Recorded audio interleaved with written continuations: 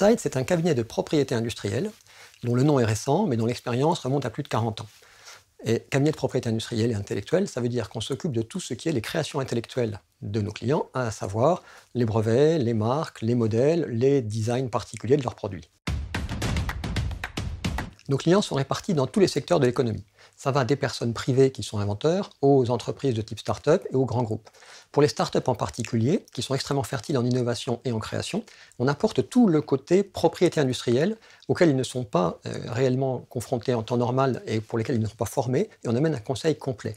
Pour les grands groupes, on amène une prestation classique mais extrêmement performante et pour laquelle on a optimisé nos services depuis longtemps. Alors, Ipside comporte une vingtaine d'ingénieurs et une quinzaine de juristes qui couvrent tous les domaines d'expertise en propriété industrielle. Notre méthodologie par rapport à nos clients, c'est de les conseiller et donc de leur demander quel est leur métier, leurs problèmes, leurs concurrents, leurs produits, leurs marchés, et à partir de là, de déterminer les solutions les plus adaptées à leurs besoins. Ce qu'on fait, c'est toujours du sur-mesure. Ipside doit faire du sur-mesure pour ses clients.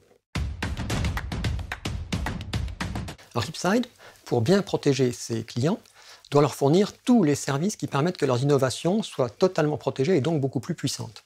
Ça veut dire notamment être proche géographiquement de nos clients, ça veut dire avoir une palette de services beaucoup plus large que ce qu'on pourrait trouver ailleurs, et ça veut dire aussi pour nous être présents en Chine et aux États-Unis, ce qui forme des relais très importants pour les différents produits et les marchés de nos clients.